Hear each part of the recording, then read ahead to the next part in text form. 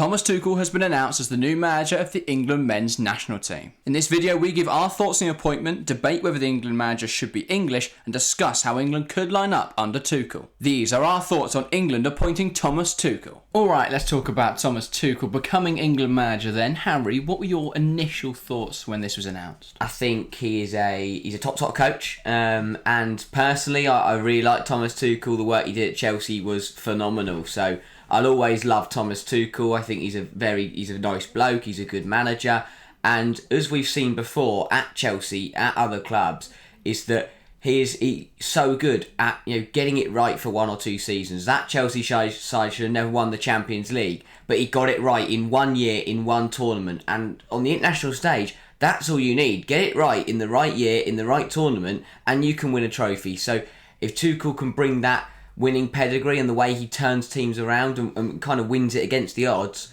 I think that could be pretty useful.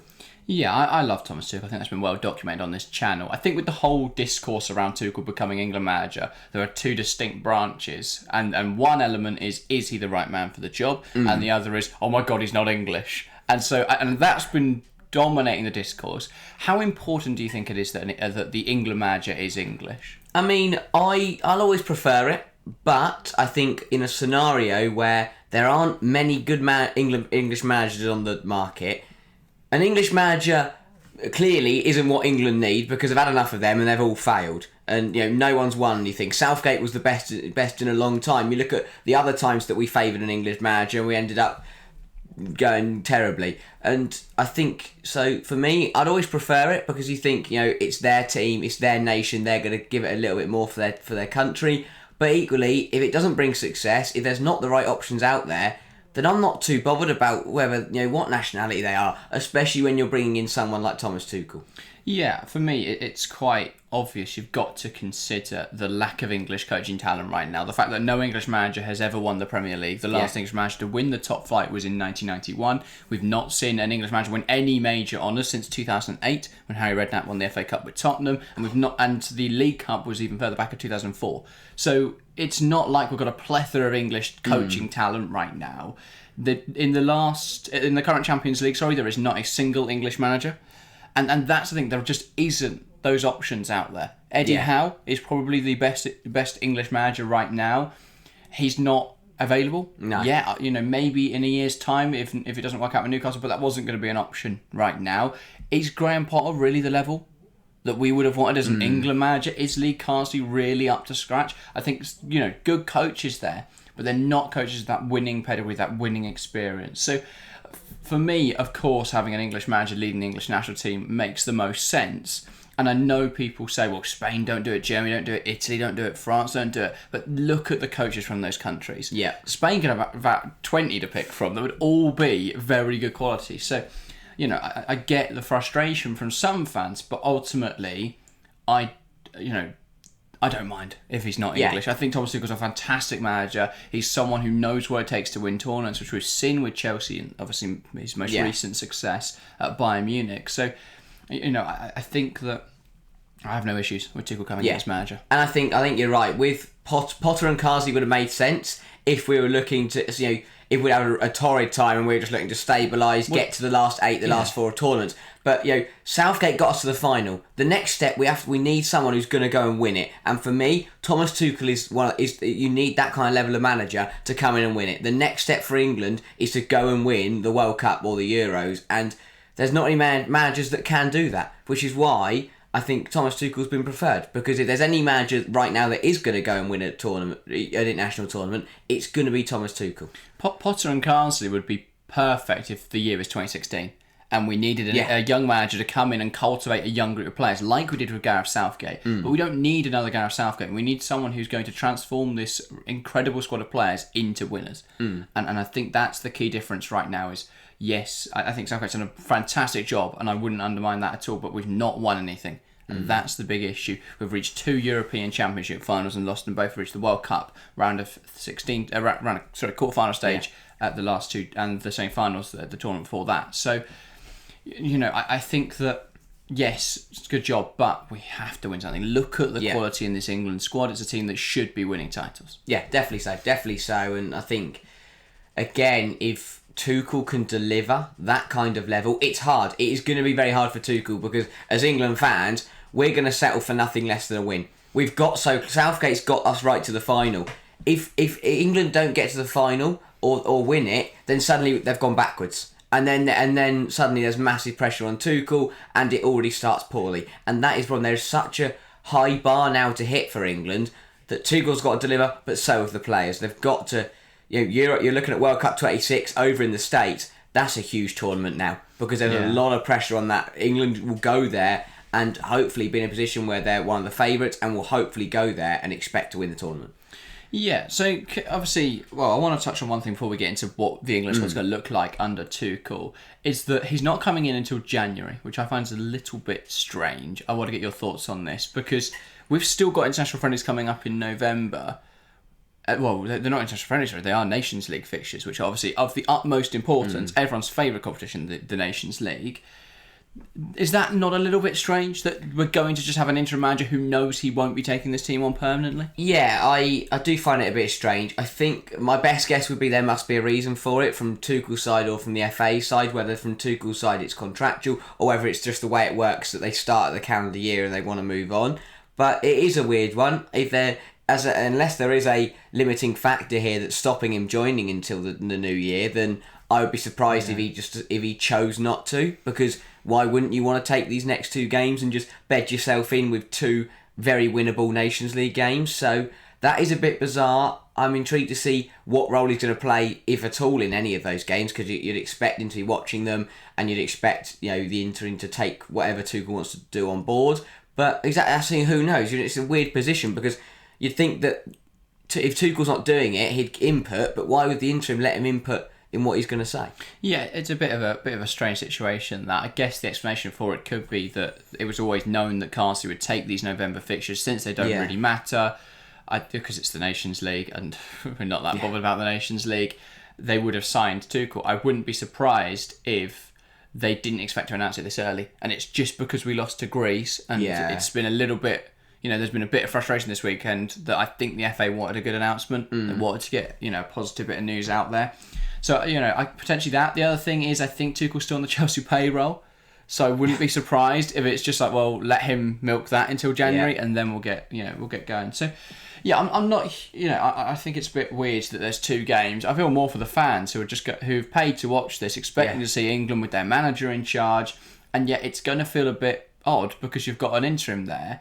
And so what does Carsley do in that situation? Does he play really aggressively because he knows he's got nothing to lose, or does he just not really bother because what is the point for him there? But bit of a weird situation that, because if he is going to go back to under 21s, surely you just send him back now, so you can get into that camp. But it will be interesting to see Thomas Tuchel. In terms of how then that squad is going to look, we would expect a 3-back. Do you think that's suited to how England play? I do. I do think so. I think that wing backs wise, England are in a very, very strong position. We know, Trent and Reece James on the right hand side, especially. It's the strongest right back depth. That's absolutely incredible. You look how good Reece James was under Tuchel at Chelsea, that then went on to win the Champions League. Getting performing like that for England is going to be phenomenal. I think you've got centre halves in there who will feel comfortable playing in the 3-back. In terms of Levi Colwell's done it a lot for Chelsea. I think as more centre halves to cover Harry Maguire is always a beneficial factor. That's a bigger question. Is Will Maguire play? I wouldn't be surprised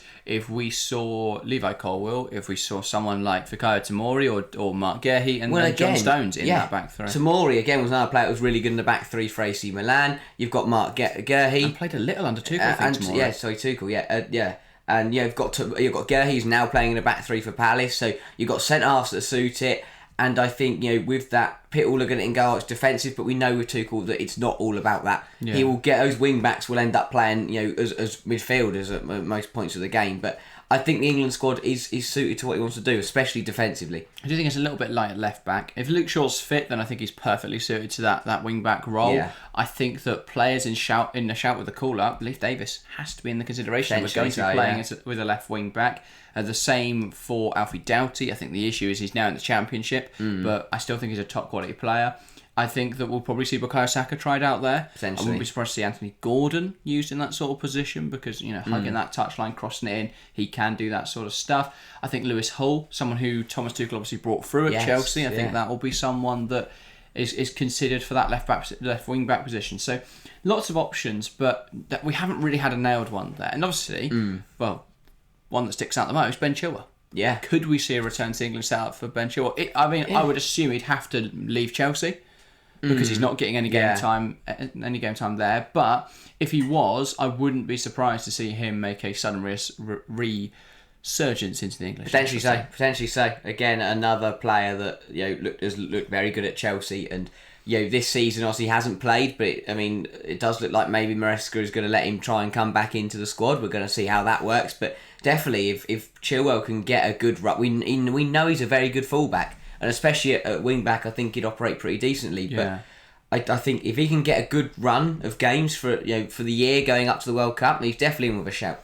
Yeah, some other shouts. I've seen a lot of people say Mason Mount. For me, I just can't see him getting in the England team unless he's playing well for Manchester United. I get it's funny because obviously he played for Thomas Tuchel. Yeah. One player I think who did play for Thomas Tuchel, who a lot of people will underrate, I think Ruben Loftus-Cheek has to be in the conversation. Yeah. I think that anyone who watches the Serie A will see the performances he's putting up for AC Milan, and I think he'll definitely therefore be in the conversation. In terms of how that midfield will look, you would assume it will be someone like Kobe Mainoo or Declan Rice in there, alongside Jude Bellingham, or Mainoo and Rice. But the big question mark is where Bellingham fits into this side, because does he play in the pivot or does he play as one of the sort of two winger / attacking midfielders? They are more attacking midfielders than out and out wingers. Yeah, and I think the other thing as well you've got in midfielders. Obviously, I think that Angel Gomez has proven over this international break. The last two international breaks that he is a very, very good midfielder. Well, he'll be gutted Carty's gone because he would have been nailed for England. Yeah, really. Brilliant. But I think I do think we could see some that's when a new manager comes into a nation, you expect to see some changes in that squad selection. I think we could see some surprises in there, or as you say, players like Loftus-Cheek who don't get selected, or for Tomori, who never got selected under Southgate because Southgate didn't only just watch the Premier League, and Jordan Henderson in Ajax. And Saudi Arabia. But yeah, I do think that Tuchel will come in and he will not be afraid to mix it up. We know Thomas Tuchel, when he comes into new jobs, he usually makes a bit of a statement, and I think he'll want to do the same at England. Yeah, definitely. I think that the big downside with Tuchel is that board relationship, because he's always struggled with that. Now, obviously, it's less of an impact here because he's not going to be arguing with the FA over transfers, so that's not going to be as big an issue. But there is still a bit of obviously as the England manager, you have responsibilities that other managers don't have. Yeah. Because you're not just a manager. And obviously it's less intensive in terms of games and stuff because you only play a handful across the season, and then you have the major tournaments which are a bit more intensive. But a lot of the time is spent doing other more ambassadorial roles. Yeah. It'll be interesting to see how Tuchel takes to that, because I think obviously Gareth Southgate was perfect for that, and I'd be very surprised if the FA don't keep him on as he just tours around the country talking to people. Yeah. That'll be his job from now on. But yeah, I think Tuchel will be interesting how he adapts to that sort of role. Speaking of Southgate, because obviously it all ties in with Tuchel, Manchester United. United are interested in Thomas Tuchel's potential Ten Hag replacement. Gareth Southgate's name being bandied around. Where do you see this future lying for Southgate? Is it a top job like Manchester United, or does he need to still prove himself coaching the club game? Yeah, I think it's an interesting one, because we've seen that we don't know what he's going to be like at a club, especially like Manchester United, who will expect results, will expect immediate performance, and that is a pile of crap at the moment. There's a lot to sort through there. There's a lot of problems there. I like Southgate. I think he was a brilliant manager for England. You have to give him credit for what he gave us. 2 finals, 2 back-to-back European finals is something that not many other England managers can say they've done. And I do think he's a very, very good manager. But the club game is very different to the international game. You've got a game every week. The season's longer, and you've got to be consistent. You've got to deliver consistently, which is something we didn't perhaps see with Southgate's England side, even across international breaks. So I think I'd like to see him get a top job. I just don't know if a team like Man United would be the right fit, because there's a lot of work to do there. I feel like United's the only top job where he would be the right fit, if I'm honest. I disagree that. I think that looking at United right now, I know Southgate tactically isn't there with the top managers, and that's a real issue, but he can have coaching staff who can aid with that, and which he perhaps didn't have at England. Ruud van Nistelrooy, who looks a decent manager, is involved in the Manchester United coaching staff, so that could aid there. The thing for me with Southgate is he will reinstill a bit of morale and a bit of belief amongst the young players. It feels like everyone's just miserable at Manchester United, and I get it because everything there is awful. Like the Glazers are still involved. The club are performing terrible on the pitch. It's just all a bit of a mess at the moment. Having someone in who at least will reinstill a bit of belief in the players and potentially amongst the fans eventually. We saw he did that with England. I wouldn't be surprised if that is a serious consideration. We know Sir Jim Ratcliffe is very fond of Gareth Southgate, so I wouldn't be surprised if that's an option they explore. But yeah, it will be very interesting. But yeah, England hopefully, obviously. Next time out is the World Cup in the US. Tuchel's contract is only 18 months, so it goes to the end of that tournament, which I like because I think if that all goes to shit, then we can cut our losses and look at other options. And if we win it, then I'd be very surprised if we didn't renew. So I like it. I think our chances going into the tournament are very good. You know, I look at the other nations right now, and other than Spain and France, a lot of big nations seem to be in decline. Spain will only get better, and that's something that we all need to be very worried about.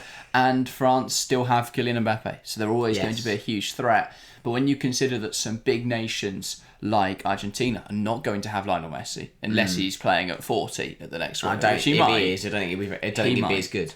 No, it's still Messi, so probably fine. He's 40. Portugal is still trying to rely on a 50-year-old Blake to play up front. Again, that's what I'm saying. Ronaldo's still playing, but because he's so up. But Messi doesn't rely on his physical attributes quite as much, so it's not as thing. But I do think that England have a real good opportunity going into the next World Cup, and then hosting 2028 Euros. For me, that's got to be a tournament we win. Yeah, hopefully no excuses on home soil. Exactly. 2021, as much people say, yes, I know we lost the final at Wembley, but I think that game, because the whole tournament wasn't English, I don't count it. No. So we haven't hosted since we spent the whole day smashing up our own capital. Let's not do that again. Yeah, 2028 would be awful. Yeah. The whole country just decimated. Terrible stuff. I'm hoping Tuchel's going to deliver. I really hope he does. I think England fans, after everything we've watched for the last so many years, so much hope. Yeah, it all gets crushed right at the last. Come on, Tommy. I really like Thomas Tuchel, so I hope he does a good job, and I hope England will be very successful, and I've got belief that we will be. Yes. But I think that is everything from us today. I hope you guys have enjoyed this video. If you want to watch more, there'll be a video on screen now. You can go and have ahead and give that a click. I believe that will be our video from last week talking about Marco Silva and Fulham. So if you want to know more about that, go and give that a click. But that is everything from us today. Thank you guys very, very much for watching, and we'll see you next time. See ya.